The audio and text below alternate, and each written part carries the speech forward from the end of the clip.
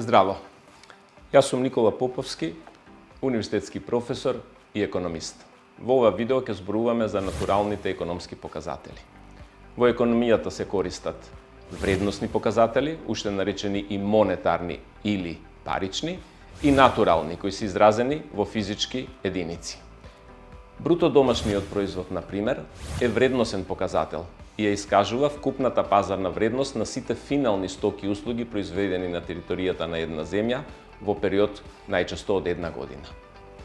Натуралните показатели се искажуваат во физички мерни единици, на пример, производството на пченица во тони, на вино во хектолитри, парчиња на автомобили, киловат часови на електрична енергија и така натаму. Презентациите на овие натурални показатели во јавноста се посебен предизвик. Тие се цврсти и немаат компаративни проблеми, но често при презентациите се одбираат само оние показатели што имаат позитивен или пак негативен предзнак, во зависност од потребите на моментот и од користа на оној што ги соопштува. Еве пример за тоа. Како да се презентира земјоделското производство или извозот? Некогаш се соопштува зголеменото производство на некоја култура, на пример пченицата во 1000 тони, или на некој индустријски производ, на пример вино во 1000 хектолитри.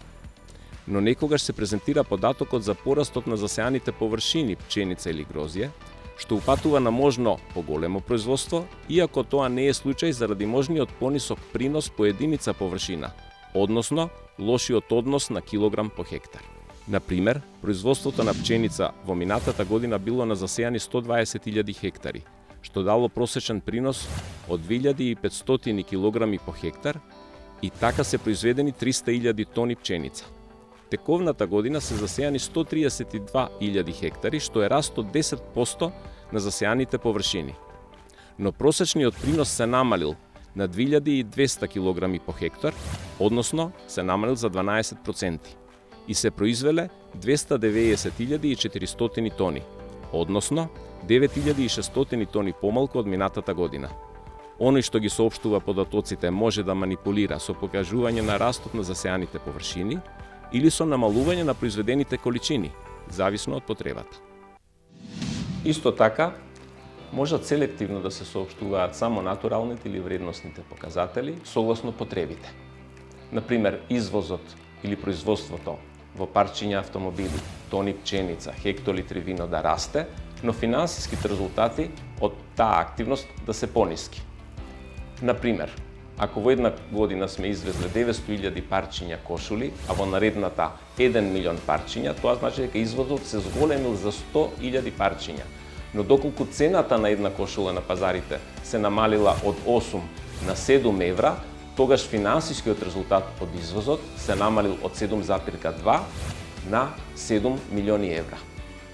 Овие два податоци можат селективно да се соопштуваат во јавноста со цел да се манипулира за начинот на кој се одвива нашиот извоз. И од тука тоа треба да го знаеме. Понекогаш е обратно.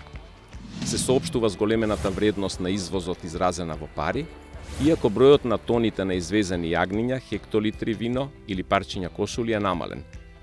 А поголемата вредност на извозот е резултат на значително зголемените цени на јагнешкото месо или виното на светските или регионалните пазари.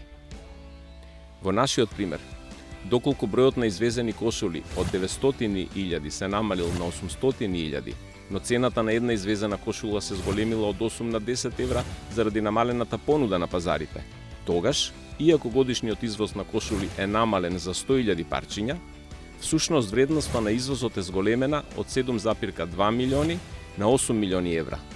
Податокот за намален извоз на парчиња на кошули може да не се соопшти. Тоа исто така може се користи за манипулација при соопштувањето на податоците во јавноста. Довидување.